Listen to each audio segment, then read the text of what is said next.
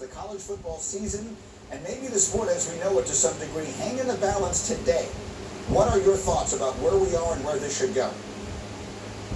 Well, I think that we're in a chaotic situation. It's an abysmal situation, and I think it's the fault of the leadership or lack thereof associated with college football and the NCAA overall. It's an absolute cesspool as far as I'm concerned. I have profound respect for the Nick Sabans, the Mr. Harbaughs of the world, obviously James Franklin and Dabo Swinney and all of these guys. But the reality is that everybody has been left to their own devices. You've got conferences acting independently. They can't come together on anything. The ACC is different than the SEC, is different than the Pac-12. The Pac-12 is looking at what the Big Ten is going to do, et cetera, et cetera. You've got all of that going on. This pandemic, hit us in January. It really percolated significantly in February before the cancellation of the seasons in March. The NBA was canceled on March 11th.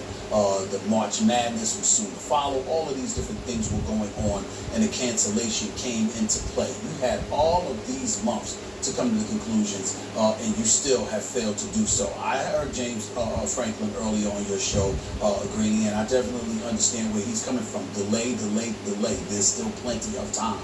But who's going to make the decision? And who is it going to benefit? And how do you know what benefits one conference is going to be to the benefit of college football, et cetera, et cetera? You've got so many question marks because you have no leadership. If this were the NBA, if it's Major League Baseball, if it's the NFL, whether we agree or disagree with the decision, at least there's somebody that we're able to point to that's in a position of leadership and authority that has the power to make certain decisions, and then we're able to say, okay, here's who's saying this. This is why they're saying it. Here's what they believe. This is what their rationale is. Period. In college football, you can't do that because they don't have a leader. And because you don't have a leader and you damn sure don't have a plan, how can anybody trust what you're going to do, particularly when it's involving the lives of kids who are not professionals yet, who are not being paid, who, by the way, have to consult with their parents, and even the institutions themselves are consulting with parents? How in God's name can you come to a definitive conclusion when there's no definitive voice? It makes no sense, and that is why I have taken the position that I have taken. I'm sitting there saying, go ahead with the games. But I did not anticipate that this flagrant absence of leadership would be so prevalent in August of 2020. It makes no sense whatsoever. And I think the comeuppance due to college sports should be the cancellation of the football season because we don't have anything to point to. So we'll see if that is what winds up happening. Paul, as far as the Stephen A's criticism of the NCAA, that's something you have said on this show many times, and I know have felt for quite some time. One of the things James Franklin told me in that interview is one of his reasons for wanting to push back this decision is that he has players asking him, well, what happens to my scholarship? What happens to the fifth-year guys? What happens to the high school guys? It's going to be a decision on that could be made in the Big Ten today, and Heather Dinich told me the NCAA is getting together tomorrow to start figuring out the answers to those questions. That doesn't make sense to me, Paul. That does not. That I think is a great example of what Stephen A. is talking about. Yeah, as for Coach Franklin, I think he was very passionate, and I respect what he's saying. However, I think the NCAA and I think all the various conferences are going to take care of these players. I don't think that one works. Another thing that Coach Franklin and Scott Frost said in Nebraska, I find to be preposterous. Nobody in the Big Ten, the richest college football league in America, is leaving the Big Ten for a season. They would pay penalties in the tens, if not close to $100 million to try to get out of there, and they wouldn't do it for a season that may not even happen anyway, Brady. So for the college football coaches in America, I get you're playing to your players and your fan base, throwing them as much red meat as possible, but don't come up with that. That's simply implausible.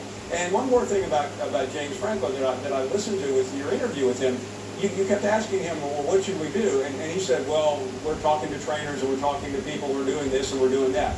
But ultimately, the medical experts are going to make this determination. And I shared with you an hour and a half ago what the commissioner of the MAC told me. He said his medical expert said you can't play. It's unequivocal. I'm hearing the same thing right now from Pac-12 medical advisors. I don't think you're going to get one medical voice on the West Coast and not get the same medical voice in the Midwest. I realize this is a virus that is novel. We don't know a lot about it, but we know enough about it that it is very dangerous to do what college football represents. Paul, I understand that there are HIPAA laws and things like that involved, but why the secrecy about what? But why can't we just know what the medical advisors are telling them? It makes sense to me that they would just tell us. Our medical advisors told us specifically this, as opposed to letting us all guess and wonder and telling us what trainers are saying. Well, I'll say this as the spouse of a physician, Greeny. My best friend has gone to her, and she won't discuss the case, even though I sent him to her. So I understand HIPAA, but this is not about HIPAA. Medical experts are sharing this information every single day on every single network. There's nothing secret about what medical people think about this virus, and I think it's high time that these conferences share this information with all of us. Look, jump in here on any part of this that you find most interesting, whether it's what should happen with these kids, what should happen with the NCAA. How about the idea of Ohio State coming down and playing LSU this year for a one-year situation? What do you think of all of this? Well, I think Paul makes a good point about leaving the richest conference in America for one season. It sounds good, it sounds great for the headline, but that's not going to happen.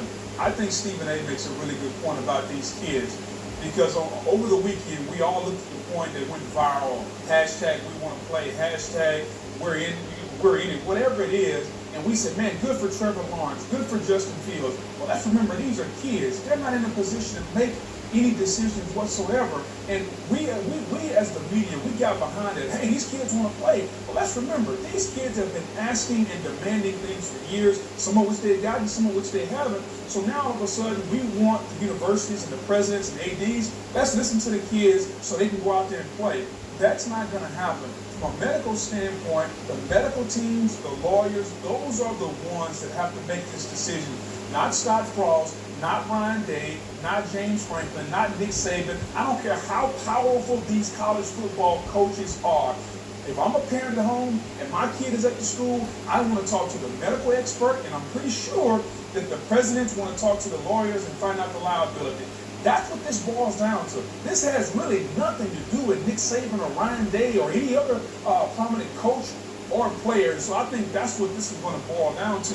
And Stephen, to your point about NCAA leadership, I think we're at a crossroad right now. And Paul, you know this. The Power Five has been threatening to kind of do their own thing for years. Paul, could it be possible that Mark Emmert and the NCAA are saying, okay, we're in the middle of a pandemic. You guys have been threatening to do your own thing for years, but right now, you're really showing that you have no leadership. You're really showing that the commissioners of each conference can't even come together to figure out how to play football. Hell, y'all can't even figure out a start date. And Mark Emmert is like, okay, so y'all really want to do this on your own? And right now, you have no leadership right now. So maybe Mark Emmert, who hasn't said a word, is just kind of sitting back watching this and saying, okay, well, you really want to do this. Stephen A. Here's why I disagree with you. To criticize leadership, you have to have leadership ability, which means you have to have a clue as to what that entails before you're critical or in a position to actually set somebody up to expose their deficiencies. Mark Emmert, one could argue, is so deficient, the only thing he's an expert on is being deficient when you consider his leadership with the NCAA. So don't get me started with them. I'm not about to fall for that one. The fact of the matter is that when you look at these big five conferences, certainly they're not even on the same page with each other. We get all of that. But this is a medical issue. This is not about football. This is about medical expertise. And think about this. Let me go from a macro perspective, guys. Not trying to get political here in any way. But when you look at, for example, when President Trump is criticized for something involving this, the primary reason he's criticized is because he speaks on things that he has no business speaking on because he's not a medical expert.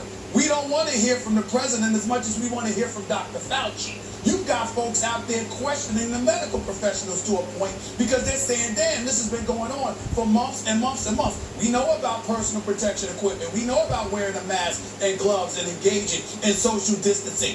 Could you give us an update on the potential timing of a vaccine? Now, he gave us that yesterday. He talked about how it wouldn't be surprised at all if we had something by the end of the year. It was conceivable. But the point that I'm making is that he spoke on those things, and it was a medical professional who said it. They are relevant, they matter, because we have been encouraged to follow the science. Not about opinions, not about partisanship, not about emotion. It's about scientific fact.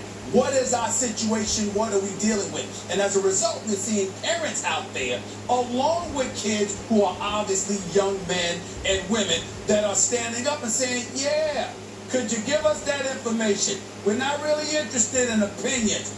What is the situation, and what are you prepared to do? And college football right now does not have a definitive answer from anyone. You had James Franklin on the show earlier on Get Up, like Paul Feinbaum said, Greeny, and you asked him, okay, what do you suggest? He supports pushing the season back. He supports not canceling the season, but does he have a definitive remedy to ultimately provoke a season taking place? The answer's no. Who else has it? Nobody. And if you don't have it, then guess what? You ain't saying much. Stephen, I have 60 seconds left. I'll give them to you. Do you believe, with all of this said, that there will be any college football played this fall in America? I think there might be. I don't think there should be. I think it should be canceled immediately. And the reason why is because there is no leadership to point to. Nobody's leading anything. That's the problem. Even with baseball and the transgressions that they've had, Rob Manfred has spoken. This is what we're doing.